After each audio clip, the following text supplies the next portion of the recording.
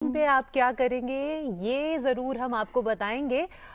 मुर्तजा जी map museum तक तो हमें ले ही गए, लेकिन मुर्तजा जी हमें फिल्मों के बारे में भी तो बताएंगे, ओटीटी के बारे में भी तो बताएंगे कि इस वीकेंड हम क्या करने वाले हैं। बिल्कुल, इसीलिए वीकेंड के प्लान्स को फाइनल करने से पहले एक्सपर्ट सजेशंस बहुत इंपॉर्टेंट है। तो चलिए चलते हैं अगले सेगमेंट फिल्मी कीड़ा की तरफ।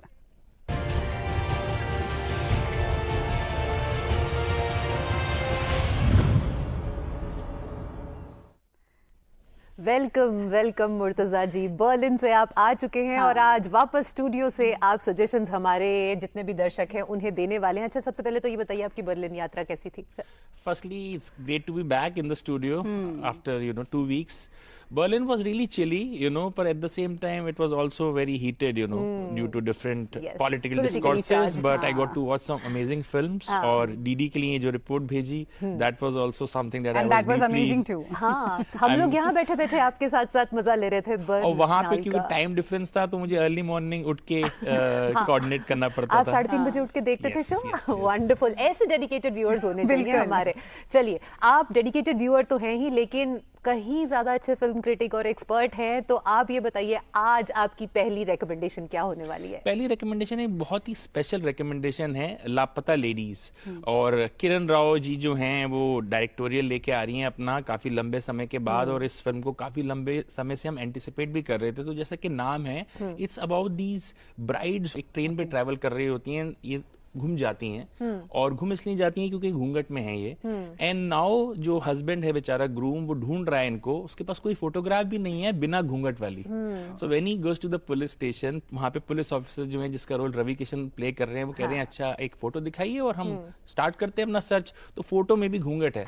सो बाय डूइंग दिस बहुत सारे जो हमारे सोसाइटी के जो दीज स्टीरियोटाइप्स हैं उनको हाईलाइट करती है फिल्म। बहुत ही क्वर्की, बहुत ही फनी वे में, बहुत ही मीनिंगफुल बातें कह जाती है। तो कहीं ना कहीं पीपली लाइफ भी आपको याद आएगी बिल्कुल, ये देख के। और 2001 के अराउंड सेट है ये फिल्म, जब सोशल मीडिया नहीं था और नया नया मोबाइल फोन आया था इंडिया में। तो बहुत रेलेवेंट भी है and you are able to relate it at different levels. So मैं तो बहुत एक्साइटेड हूँ इस फिल्म को लेकर, एंड आई एम श्योर कुछ अलग तरह का सिनेमा अगर आप देखना चाहते हैं at the same time which is meaningful and very quirky, तो this is a film for you. तो थिएटर्स पे इस मूवी को देख सकते हैं। तो ये तो है मेरे लिए, लेकिन हमारे ऋचा के लिए ओटीटी, क्योंकि ये है आलसी नंबर 1। फाइन, ओके, ठीक है। अब तो आलसी का टैग ही लगा दिया सत्या ने, पर सत्या तुम्हें पता नहीं है ओटीटी के बहुत फायदे होते हैं। खैर, आप नहीं, मैं भी मानती हूँ इस बात को। चलिए बताइए हमारी सबसे पहली रिकमेंडेशन कौन सी? मेरी एक ये रिकमेंडेशन नहीं है मामला गड़बड़ है, एक्चुअली में है मामला लीगल है। अच्छा, तो एक्चुअली में यहाँ मामला गड़बड़ ही है, तो ये बट लीगल है पर गड़बड़ भी है। गड़बड़ इसलिए है क्योंकि सेट तो एक बहुत ही सीरियस स्पेस में है, यानी कि डिस्ट्रिक्ट कोर्ट पोपटगंज जो दिल्ली में ही है। लेकिन जो यहाँ के लोग हैं वो लीगल वर्ल्ड की जो सीरियसनेस होती है उससे कहीं बहुत दूर हैं, बहुत ही फ्रिवलस हैं, बहुत ही नॉन सीरियस किस्म के लोग हैं। तो जो लीगल मामला है उसमें कैसे ये नॉन सीरियस लोग सरवाइव करते हैं। एंड अगेन यहाँ भी रवि किशन हैं और उनके साथ जो कास्ट है वो आपको बहुत मजेदार लगेगी। यशपाल शर्मा जी हैं, विवेक मुशरान हैं।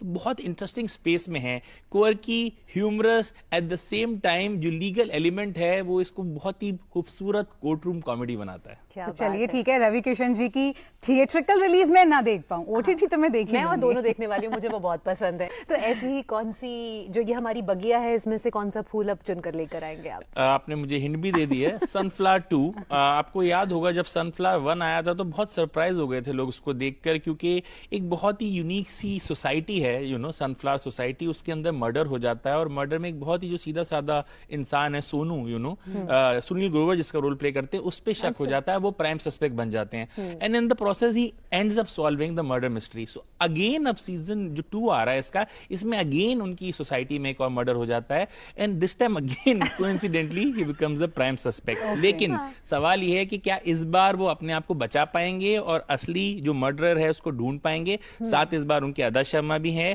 और रणवीर शोरी तो रहेंगे ही उनके साथ, और आशीष विद्यार्थी भी हैं। अगेन जो विकास बहल ने जो डार्क ह्यूमरस वर्ल्ड बनाया है उसको एक अगले आयाम पे लेके जाते हुए दिख रहे हैं इसमें। एंड अदा शर्मा के आने से एक नया फ्लेवर आ रहा है। वो केरला स्टोरी की इतनी जबरदस्त सक्सेस के बाद अभी ओटीटी पे दिख रही है इस सीरीज में, तो बहुत इंटरेस्टिंग केमिस्ट्री दिख रही है मुझे उनकी और सुनील ग्रोवर साहब की। और सुनील ग्रोवर साहब हमेशा से एक एक्स फैक्टर लेके आते हैं अपने साथ, जो यहाँ पे हमेशा इनहेरेंट रहता ही है। बिल्कुल।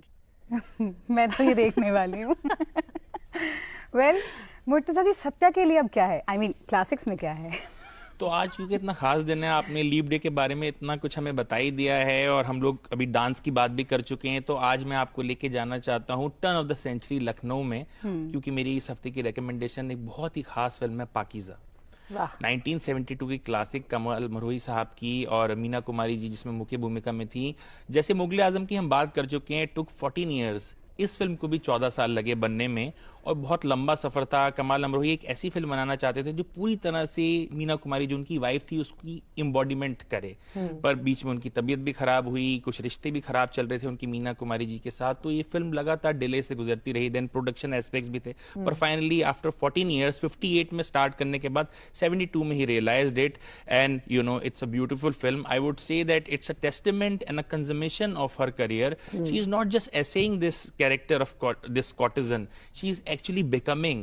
तो एक ट्रांसफॉर्मेशन देखने को मिलती है आपको, और शायद इसीलिए आज भी you know whenever we talk about Pakiza, whenever we talk about Meena Kumari, I think we are really transported to this Awadh of the turn of the century. Absolutely, it is Awadh of the turn of the century, and मुझे ऐसा लगता है कि अगर हम बात करें Hindi cinema की, तो हिंदी सिनेमा को भी एक नई दिशा दी है। चाहे आप कमाल के एक्टिंग परफॉर्मेंसेस की बात करें, स्टोरी लाइन की बात करें, उसकी डिलीवरी की, डायरेक्शन की, या फिर म्यूजिक की, और डायलॉग्स कौन कैसे भूल सकता है। आपके पाँव देखे तो हमेशा से ही मेरा फेवरेट रहा है, और इसमें जो बहुत इंटरेस्टिंग एलिमेंट है वो अशोक कुमार और राजकुमार का जो कैरेक्टर है, you know I think it's a very early sort of a feminist film in many ways, क्योंकि जिस तरह से एक बॉडी को लेकर और प्योरिटी को लेकर जो क्वेश्चंस रेस किए जाते थे, जिसके लिए हम सत्यम शिवम सुंदरम पे भी हम बात कर चुके हैं, आई थिंक उन क्वेश्चंस को इसने एक नए आयाम पे लेके गई है फिल्म कि is it only about what the society wants to say about a women, या वुमेन की एक अपनी आइडेंटिटी भी होती है,